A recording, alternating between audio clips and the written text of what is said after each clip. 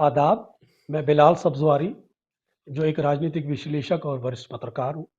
आज हम सभी अपने मित्रों के साथ डॉक्टर मनमोहन सिंह को श्रद्धांजलि सुमन कार्यक्रम के एक माध्यम से देश को उनकी उनके नीतिगत कार्यक्रम, डॉक्टर मनमोहन सिंह का व्यक्तित्व, डॉक्टर मनमोहन सिंह किस व्यक्ति के धनी थे, डॉक्टर मनमोहन सिंह ने भारतीय अर्थव्यवस्था में क्या योगदान दिया। डॉक्टर मनमोहन सिंह अंतर्राष्ट्रीय ख्याति प्राप्त व्यक्ति थे। देश के अंदर वो 10 साल प्रधानमंत्री रहे। तो उससे संबंधित आज हम इस विषय पर चर्चा आयोजित की है। हम लोग सभी आज डॉक्टर मनमोहन सिंह के व्यक्तित्व पर, उनकी सहजता पर, उनके राजनीतिक कार्यक्रमों पर, उनकी सोच पर, अर्थव्यवस्था से जुड़े हुए उनके उनके योगदान पर आज चर्चा करेंगे। मैं इनवाइट करना चाहूंगा उत्तम जी को कि आज वो डॉक्टर मनमोहन सिंह पर उनका जो दृष्टिकोण है उसके माध्यम से लोगों को अवगत कराएं।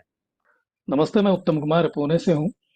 और डॉक्टर मनमोहन सिंह, बिलाल सर ने जैसे बताया कि मनमोहन सिंह कोई प्रसिद्धि या किसी इंट्रोडक्शन के मोहताज नहीं है। डॉक्टर मनमोहन सिंह ये सिर्फ अपने देश में जाने जाने वाला नाम नहीं है। तो पूरी दुनिया उनसे परिचित है। पूरी दुनिया उनको एक बड़े अर्थशास्त्री, बड़े अर्थतज्ञ के जरिए से देखती है। और हालांकि अपने देश को भी जब 1991 में जब पहले बार अर्थमंत्री हुए, तभी से उनका सब माहौल शुरू हो गया और अपनी अर्थव्यवस्था को सुधार लाने में। हालांकि उनके वक्त के जो प्राइम मिनिस्टर थे नरसिंह राव जी, उन्होंने भी उनको बहुत ही सहायता की और उसके माध्यम से हम आगे निकल पड़े। जो कि कम बोलते थे, उसके वजह से उन्हें बहुत कुछ निंदा भी सहनी पड़ी। लेकिन उनका काम ये था, मुझे याद है 1991 में जब उन्होंने पार्लियामेंट में एक स्पीच दिया था, तो स्पीच के कुछ वर्ड्स मुझे याद है, मैंने जब नोट डाउन किए थे। उस वक्त उन्होंने बताया था कि no power on earth can stop on idea whose time has come. अब भारत का वक्त आने वाला है, बस अब उसे कोई नहीं रोक सकता। क्योंकि जब उस वक्त जिन्होंने डॉक्टर जी ने जब अर्थ मंत्रालय की कमान संभाली थी, उस वक्त चीन का भी बहुत बोलबाला शुरू हो गया था। आजू बाजू में बहुत सारी चीजें कुछ बदलते दिखाई दी थी। सो उस वक्त अपने इकोनॉमी को बदलना बहुत ही चैलेंजिंग था और उस वक्त डॉक्टर जी ने करके दिखाया। उनको बहुत सारी गवर्नमेंट ने और सब कुछ मदद, बाद उसके बाद वो प्राइम मिनिस्टर है, उसके उन्होंने भी उस वक्त भी करके दिखाया। हम सबको वो याद है, पता है। वो ज्यादा डीप में जाने की जरूरत नहीं। लेकिन मुझे ये अर्थशास्त्री, अर्थ मंत्री या इकोनॉमी को सुधार देने वाला व्यक्तित्व, उसके भी बियॉन्ड, मुझे उसके भी आगे जाके उनकी जो सादगी है, उससे मैं बहुत उनके प्यार में था। वो बहुत सारे किस्से मैं आगे की अपने बातों में मैं रखना चाहूंगा। हालांकि राहुल जी है हमारे साथ जुड़े, वो भी कुछ बात रखेंगे डॉक्टर साहब के बारे में। नमस्ते, मेरा नाम राहुल ईश्वर है। मैं एक फिलॉसफी ऑथर हूँ। मैं एक इकोनॉमिक स्टूडेंट भी हूँ। मैं लंदन स्कूल ऑफ इकोनॉमिक्स में पढ़ाई किया था। लंदन स्कूल ऑफ इकोनॉमिक्स का एक डिस्टिंग्विश्ड फेलो था डॉक्टर मनमोहन सिंह जी। किसी भी देश का, कोई भी देश का प्रधानमंत्री हो, सबसे क्वालिफाइड पीएम था डॉक्टर मनमोहन सिंह। दुनिया में सबसे बढ़िया सीवी, सबसे क्वालिफाइड रेज्यूमे किसका हो, ऐसा एक प्रश्न पूछा जाए तो डॉक्टर मनमोहन सिंह का होगा। मैंने जब रिसर्च किया, शायद 15 या 16 डीलिट्स उसको कन्फर किया। उन्होंने डॉक्टरेट ऑक्सफोर्ड में किया। तो इसी सारा सबसे बड़ा क्वालिफाइड हमारे देश में जो लीडर होने का सबसे बड़ा क्वालिफिकेशन मास पॉपुलिज्म होता है हर एक देश में, जैसे कि डोनाल्ड ट्रंप यूएस में है। मगर एक एकेडमिशियन है, वो academic integrity doctor Manmohan Singh का है। डॉक्टर मनमोहन सिंह को ज्यादा से लोग सहमत होगा या ना सहमत होगा, मगर डॉक्टर मनमोहन सिंह ने एक बात कहा कि हिस्ट्री विल जज मी बेटर। उनके खिलाफ कई सारे क्रिटिसिज्म थे, स्पेशली पॉलिसी पैरालिसिस जैसे क्रिटिसिज्म थे, 2G स्पेक्ट्रम जैसे कई सारे आरोप थे। मगर उन्होंने ठीक कहा कि हिस्ट्री विल जज me better. And doctor Manmohan Singh हमारा सबसे डिस्टिंग, जैसे पीएम मोदी जी ने कहा कि सबसे डिस्टिंग्विश्ड पॉलिटिकल लीडर्स या इकोनॉमिक लीडर्स ऑफ इंडिया में है। वित्त मंत्रालय को एलपीजी, जो हमारे इकोनॉमी के लिए एक एलपीजी था, लिबरलाइजेशन, प्राइवेटाइजेशन, ग्लोबलाइजेशन, ऐसे कई सारे इनोवेशंस एंड इनिशिएटिव्स लेके भारत को ट्रांसफॉर्म किया। भारत का सबसे बड़ा स्टेट्समैनों में एक है, उसको प्रणाम देना चाहता हूँ इसी अवसर पर। तो दरअसल आपने बताया कि डॉक्टर मनमोहन सिंह एकेडमिक्स पर आपने जिक्र किया, लेकिन मैं यहाँ पूछना चाहता हूँ कि उनकी जो अर्थव्यवस्था को लेकर जो सोच थी और अर्थव्यवस्था के जो पैरामीटर्स थे और जो अर्थव्यवस्था को लेकर उनका जो दृष्टिकोण था, उस अर्थव्यवस्था के दृष्टिकोण को जिस तरह से उन्होंने एक आम आदमी से जोड़ने की कोशिश की, मैं चाहूँगा आप उस पर विचार रखें। अर्थव्यवस्था को सुधार लाने में डेफिनेटली आज तक जितना किसी ने कुछ नहीं किया होगा, हालांकि स्वतंत्रता के बाद अभी तक उतना डॉक्टर मनमोहन सिंह जी के ही नाम पे जाएगा, क्योंकि उन्होंने पहले कोरोना आने से पहले बताया था, एक मुझे याद है कि कोरोना में जीडीपी हमारा 2% तक जाएगा, और वो वहां तक गया। ऐसी बहुत सारे बातें हैं कि जिन्होंने आण्विक करार हो या फाइनेंशियली इकोनॉमी सुधारने की बात हो, तो उन्होंने अपनी बात जो लोग बोल के भी नहीं कर सकते, वो उन्होंने मौन रख के शांति से करके दिखाई, और सुधार लाने की कोशिश की। जबकि हम मंदी का भी दौर आ गया कुछ साल पहले, उस वक्त भी उतने झटके हमें नहीं बैठे, इंडिया को, अपने देश को नहीं बैठे, क्योंकि मनमोहन सिंह थे। जैसे हम बोलते हैं ना कि अगर क्रिकेट के मैदान में धोनी खड़ा हो तो कुछ भी नामुमकिन नहीं होता, वैसे जब मनमोहन सिंह जी खड़े थे तो उस वक्त कितनी भी 2-3 बार मंदी की संभावना हुई थी या मंदी आई थी दुनिया भर में, तो उस वक्त भी हमें उतना झटका नहीं लगा था, क्योंकि मनमोहन सिंह जी थे। उसकी वजह से वही मैंने रखा कि उन्होंने पहले ही आते ही कॉन्फिडेंटली बोला था 1991 में कि अब भारत को कोई नहीं रोक सकता, क्योंकि उनका जो नजरिया था, हालांकि पहले जो कांग्रेस सरकारें थी उन्होंने अपनी इकोनॉमी ऐसे थोड़ी सी दबा के रखी थी, ऐसे बोलना चाहूंगा कि जो ग्लोबलाइजेशन के बाद हमारी दुनिया में पूरा ये खुला होने के बाद जो नजरिया रखना चाहिए था, उसका प्रयोग, उसका एक्सपेरिमेंट्स उन्होंने शुरू कर दिया था पहले ही, 7-8 साल पहले से ही, और उसका फायदा हमें हुआ, ये हम सब जानते हैं, देखते हैं। तो ये सब बातें जो है वो डॉक्टर साहब के नाम पे डेफिनेटली, इतिहास जो उन्होंने बताया, अभी राहुल जी ने भी बताया कि हिस्ट्री विल बी काइंड, उनके बारे में उस वक्त कड़ी निंदा हुई होगी, नो डाउट, लेकिन इतिहास गवाह है और इतिहास उनका मूल्यमापन करके रहेगा, और इतिहास कभी नहीं भूलेगा कि एक इतना बड़ा अर्थशास्त्री था, एक इतना बड़ा अर्थतज्ञ हमारे बीच में था, कि जो उसकी उस वक्त हम जितनी चाहिए थी उसका महत्व नहीं समझ सके। ये खेद, ये खंत हमारे मन में हमेशा रहेगी। बिलाल सर। कि डॉक्टर के अर्थशास्त्र का जो दृष्टिकोण है उसको से सब दुनिया वाकिफ है, लेकिन डॉक्टर सिंह शेर व शायरी के भी शौकीन थे। उर्दू पर उनकी बहुत अच्छी पकड़ होती थी। पार्लियामेंट के अंदर जब वो अपना एक दिन भाषण दे रहे थे, तो Sushma Swaraj leader of opposition हुआ करती थी और बजट पर चर्चा हो रही थी। तो बजट पर चर्चा करते हुए उनका अंदाज था बोलने का, तो उन्होंने सुषमा स्वराज एक बहुत ही खूबसूरत शेर उनकी नज़र किया और कहा कि माना कि तेरे दीद के काबिल नहीं हूं मैं, तू मेरा शौक देख, मेरा इंतजार देख।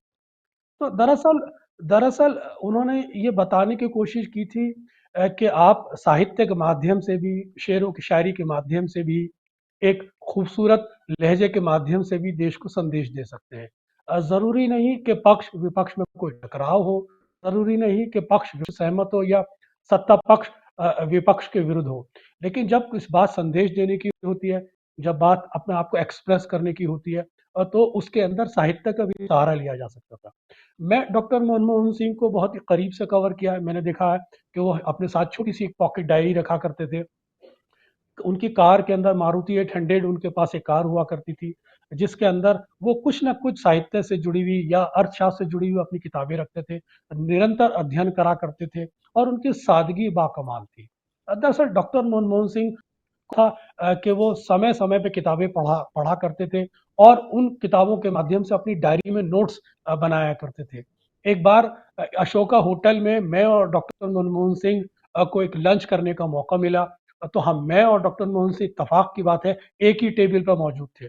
तो ये 2014 के बाद का वाक़या है, जब एनडीए की प्रथम सरकार बन गई थी और डॉक्टर प्रधानमंत्री नरेंद्र मोदी को देश ने सत्ता सौंप दी थी।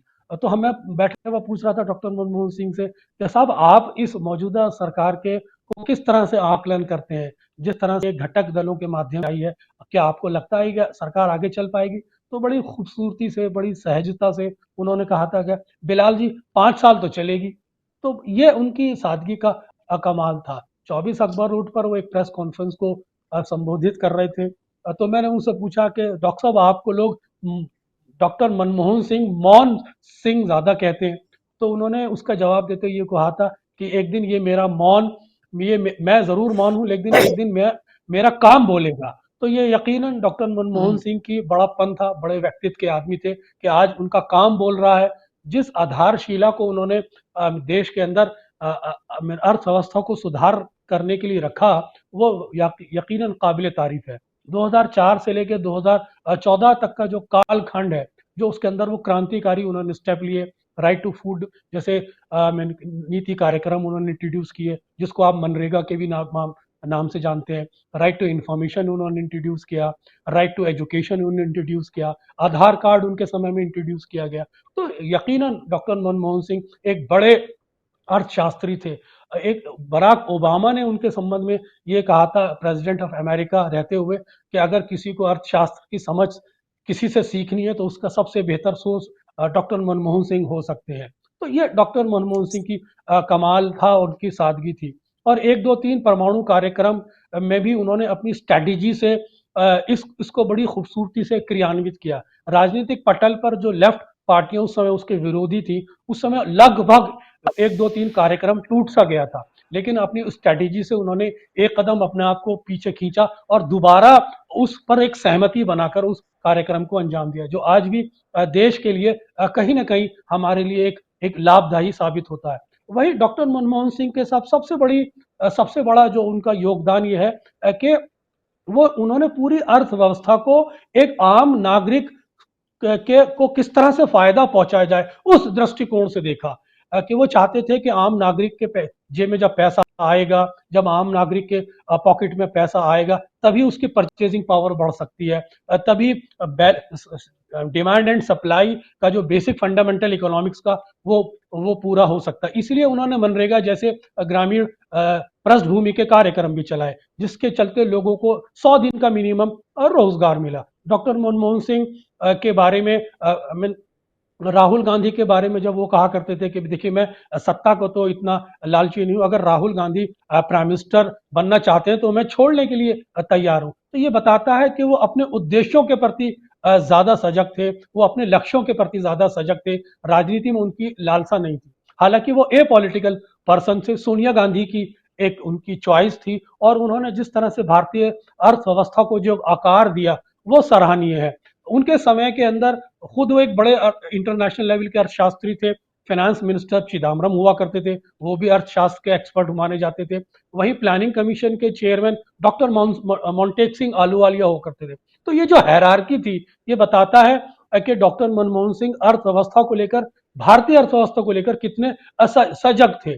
और ऐसे ऐसे समय में जब आपने देखा होगा नोटबंदी जैसे कार्यक्रम सरकार द्वारा लाए गए, उस समय उन्होंने अपने विजन से ये कह दिया था कि इससे 2% जीडीपी को नुकसान होगा, जो बाद में आंकड़ों में साबित हुआ कि उनका जो आर्थिक दृष्टिकोण था भारतीय अर्थव्यवस्था को लेकर, वो किस हद तक कितना डीप था और कितने तजुर्बेकार थे। डॉक्टर मनमोहन सिंह सिर्फ यही नहीं रुकते, बल्कि उन्होंने जिस तरह से अपने सहयोगियों को भी अपने साथ रखा, और उस समय नीतिगत कार्यक्रम में जिस तरह से प्रणब मुखर्जी, जो वास्तव में एक पॉलिटिकल प्राइम मिनिस्टर माने जाते थे यूपीए सरकार के अंदर, उनके सहयोग से वो हमेशा चलते रहे। उनके उनके समय में अलीगढ़ मुस्लिम यूनिवर्सिटी के अर्थशास्त्र विभाग के प्रोफेसर होते थे, प्रोफेसर खुसरो, जो प्लानिंग कमीशन के चेयरमैन हुआ करते थे। जब उनका निधन हुआ तो डॉक्टर मनमोहन सिंह ने कहा कि आज मैंने अपना एक बाजू खो दिया है।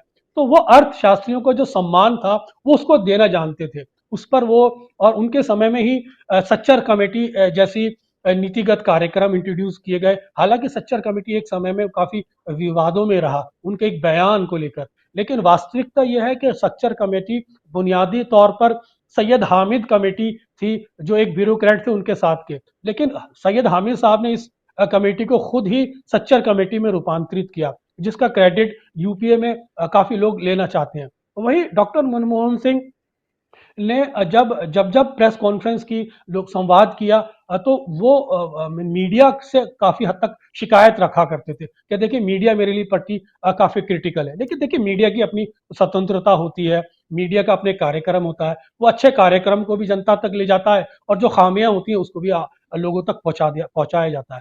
दरअसल जो सेटबैक हमें देश में मिलने को देखने को मिला कि जब यूपीए 2 के अंदर जो भ्रष्टाचार का जो बोलबाला हुआ, विनोद राय की जो कैग की रिपोर्ट थी उसके माध्यम से सारे के सारे घोटाले खुलने शुरू हुए।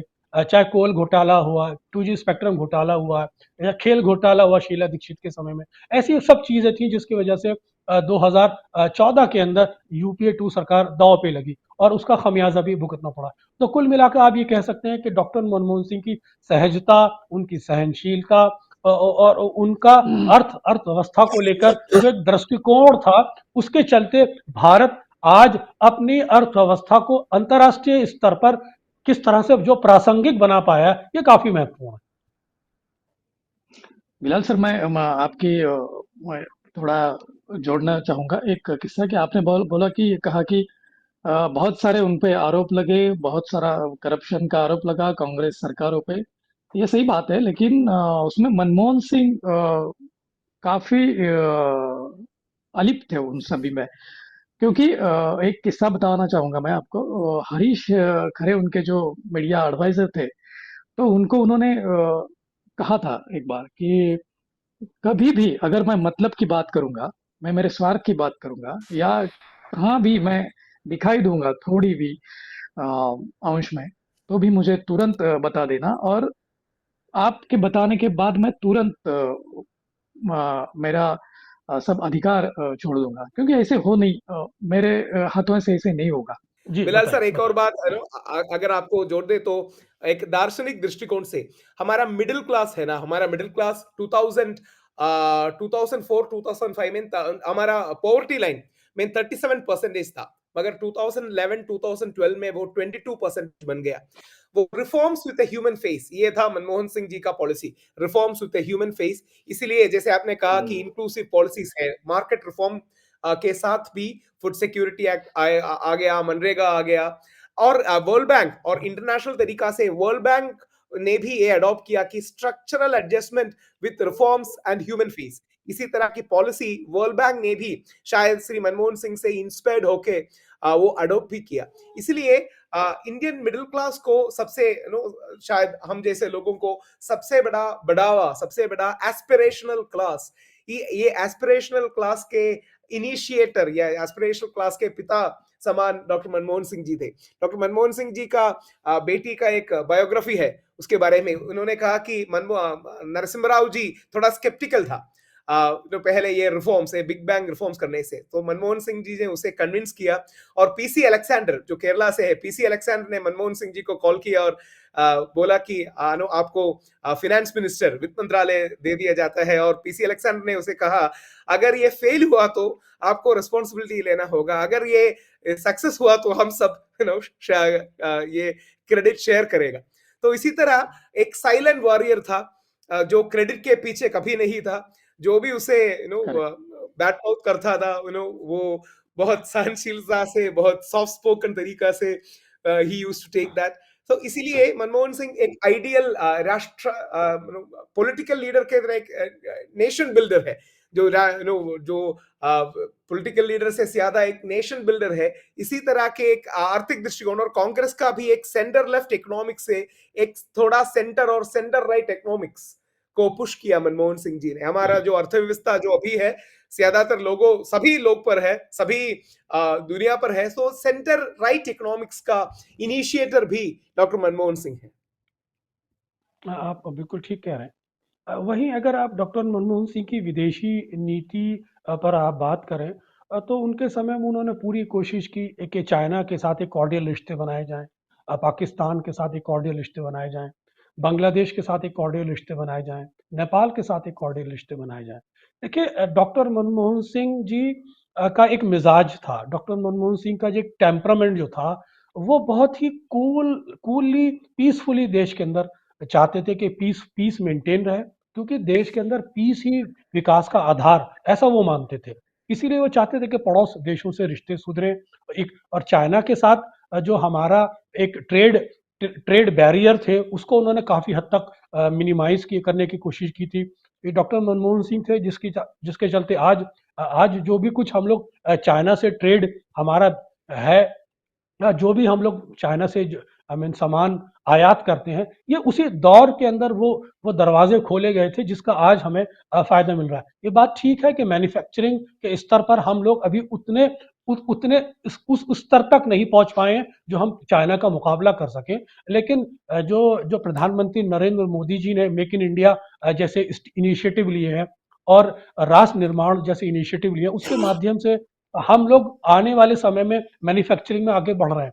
लेकिन जहां तक भारतीय अर्थव्यवस्था का सवाल है, तो भारतीय अर्थव्यवस्था दरअसल इंटरनेशनल प्रेशर के भी दबाव में रहती है। आज भारतीय अर्थव्यवस्था को आप इंटरनेशनल अर्थव्यवस्था से अलग करके नहीं दे सकते, क्योंकि लिबरलाइजेशन जो हुआ, जो प्राइवेटाइजेशन हुआ, फॉरेन इन्वेस्टमेंट जो आना शुरू हुआ, ये सब वही फंडामेंटल से वही रिफॉर्म से जो डॉक्टर मनमोहन सिंह ने जिसकी आधारशिला इस देश के अंदर रखी, और जिसका आज हम लोगों को फायदा भी मिल रहा है।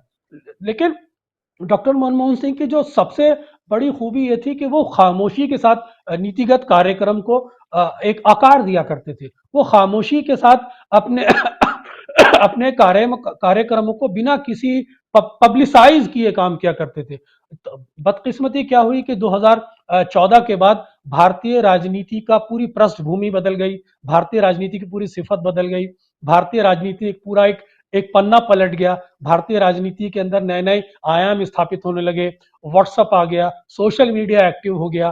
तो डॉक्टर मनमोहन सिंह को के जो कार्यक्रम थे, वो जिस तरह से समाज तक पहुंचने चाहिए थे, उनकी उनके रहते वो समाज तक नहीं पहुंच पाए, जिसका भी उन्हें खमियाजा भुगतना पड़ा। आज डिजिटल मीडिया का जो दौर है, सोशल मीडिया का दौर है, आप अपनी बात को कम्युनिकेट कर सकते हैं। डॉक्टर मनमोहन सिंह के कार्यकाल में भी विपक्ष, खासतौर से लाल कृष्ण आडवाणी, उन पर पॉलिसी पैरालिसिस का आरोप लगाया करते थे कि पॉलिसी पैरालिसिस है। तो उसको लेकर भी उन्होंने बहुत ही खूबसूरती से पत्रकारों को संबोधित करते हुए कहा था कि जिसे आज आप पॉलिसी पैरालिसिस कह रहे हैं, वास्तव में जब आप इसका आकलन करेंगे तो यकीनन मेरे काम को सराहेंगे।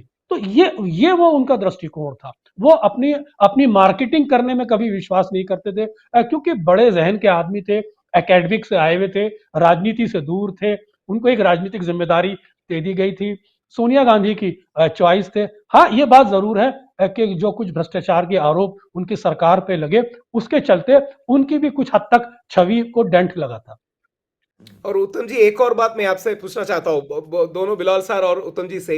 एक सिख समुदाय का पहला प्रधानमंत्री है, भारत का पहला सिख पीएम है मनमोहन सिंह जी, और मनमोहन सिंह जी ने सिख एंटी सिख राइट्स जो 84 में हुआ था, उसके लिए माफी भी मांगा। एक बिग हार्टेडनेस और पॉलिटिकल मैग्नानिमिटी के रूप से देखा जाता है, क्योंकि ये ऑनेस्टली ओनिंग अप है, एक्सेप्टेंस है। मैं साउथ से हूँ, इसीलिए जो नॉर्थ का एंटी सिख राइट्स का हमारा कलेक्टिव कॉन्शियस में ज्यादा मेमोरी नहीं है।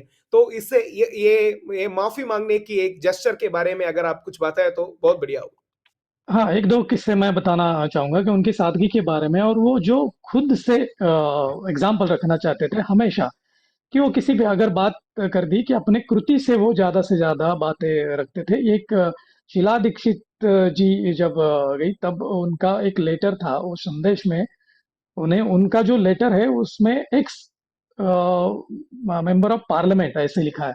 हालांकि उसमें ऐसे भी हो सकता था कि फॉर्मर प्राइम मिनिस्टर लिख सकते थे, लेकिन वो नहीं था।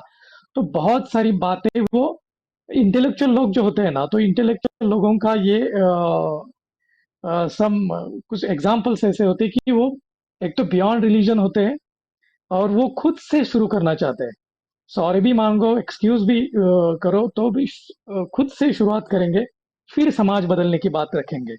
तो खुद का एग्जाम्पल रखने में मनमोहन सिंह का हाथ कोई नहीं पकड़ सकता। वो जो भी लगे, जो अच्छा लगे, वो खुद से शुरुआत करते थे। ऐसा मेरा तो नजरिया है। ये बिल्कुल ठीक कह रहे हैं आप। डॉक्टर मनमोहन सिंह बहुत ही सरल स्वभाव के व्यक्ति थे। दरअसल वो कंट्रोवर्सीज को, विवाद को पसंद नहीं करते थे। सिख समुदाय पर जो उनकी माफ़ी की बात थी, वो खुद एक सिख प्रधानमंत्री होने के नाते उन्होंने उस दृष्टिकोण को रखने की कोशिश की जो राजीव गांधी के कार्यकाल के समय कुछ घटा। तो देखिए, और इंदिरा गांधी के कार्यकाल के समय कुछ घटा। देखिए, दरअसल दिक्कत क्या है कि समाज के अंदर जब बहुत बड़ी व्यक्तित्व को हम लोग खो देते हैं और उनसे जुड़े लोगों के अंदर एक इमोशनल सेंटिमेंट देखने को मिलता है। तो सिख दंगा जो था बेसिकली उसी का एक रिपकल्शन था, एक कैसे आउटबर्स्ट था, जिसको लेकर समाज के अंदर, या कहिए एक एक हिंदू समुदाय और सिख समुदाय के अंदर जो अड़चने थी, उस अड़चनों को, उस खाई को पाटने के लिए उन्होंने माफी मांगी थी। और उन्होंने बताने की कोशिश की थी कि देखिए, हम एक नागरिक के रूप में, एक भारतीय के रूप में, एक समाज के रूप में ही साथ रह सकते हैं। अगर हम एक दूसरे को दुश्मन हो जाएंगे या समाज के अंदर विभाजन हो जाएगा, तो ये समाज के लिए, सोसाइटी के लिए, प्रोग्रेसिव माइंडसेट के लिए अच्छा नहीं है। तो ये उनकी सरलता थी, सहजता थी, जिसके चलते उन्होंने माफी मांगी। और यकीन जानिए, माफी मांगने वाला हमेशा बड़े दिल का आदमी होता है, बड़े जहन का होता है। माफी मांग के कोई छोटा नहीं होता, माफी मांग के हमेशा लोग बड़े माने जाते हैं। जी, बिल्कुल सही बात रखी। मैं एक और किस्सा मैं बताना, मैं मुझे बहुत ही उनकी यादें और जो जो पढ़ा है वो और जो देखा है वो भी याद आ रहा है अभी आज के दिन। क्योंकि ये एक 2008 की बात है। 2008 में पुणे में आए थे एक फंक्शन के लिए, प्राइवेट था, लेकिन प्राइम मिनिस्टर आए थे। तो मीडिया को अलाउ नहीं किया था। मीडिया के सब जो चैनल्स और सब रिपोर्टर्स वगैरह बाहर थे। तो जब वो बाहर आए फंक्शन के बाद, तो और उसी दिन एक बहुत बड़े सोशल वर्कर है बाबा आमटे का देहांत हो गया था। तो कुछ पत्रकारों ने हल्के में मनमोहन सिंह जी कुछ भी नहीं बात रखी उन्होंने, कि नो कमेंट्स करके रिपोर्टर्स को, मीडिया को छोड़ के चले जाने लगे थे। लेकिन एक बंदा था, एक रिपोर्टर ने बोला कि बाबा आमटे जी बहुत बड़े सोशल वर्कर है, उनकी देहांत हो गया आज सुबह ही, आप कुछ श्रद्धांजलि वगैरह अर्पण। तो इतना बस सुना, मनमोहन सिंह जी आगे चल गए थे, फिर से पीछे आ गए और उन्होंने सब मीडिया के सामने अपनी श्रद्धांजलि के दो शब्द कहे, बातें कही, और बस उतना ही कह के वो निकल पड़े। तो समाज के प्रति जो उनका लगाव था, वो उनकी, मैं हमेशा वही बात रख रहा हूँ कि खुद से वो पहले शुरू करते थे। और उनके मन में जो लगाव था वो कभी, आपने बोला बिलाल सर ने कि खामोशी से बहुत काम करते थे। और जितना बोलना जरूरी है उतना ही वो बोलते थे। और उन्होंने खामोशी से बहुत सारे बड़े बड़े काम कर दिए। ये पूरा देश नहीं, पूरी दुनिया जानती है आज। जी, बिल्कुल, बिल्कुल आप ठीक कह रहे हैं। यही उनकी महानता थी, यही उनका बड़प्पन था। और इसीलिए आज डॉक्टर मनमोहन सिंह हिंदुस्तान नहीं बल्कि पूरी दुनिया में स्वीकार्य हैं एक अर्थशास्त्री के रूप में। और आज उनके जाने पर हम उनकी श्रद्धांजलि पर एक शेर से मैं ख़त्म करना चाहूँगा कि उनके जाने का मंज़र कोई तमाशा नहीं, दूर तक देखिए, देर तक सोचिए। इसी के साथ आप सभी मेहमानों को धन्यवाद। एक बार फिर हम आपने हमारे कार्यक्रम में शामिल हुए, इसके लिए मैं तहे दिल से आप लोगों का शुक्रगुजार हूँ। शुक्रिया sir. Thank you so much. ABC Hindi news, आज ही जुड़िए हर खबर के साथ। ABC Hindi news, subscribe today, stay updated with every story.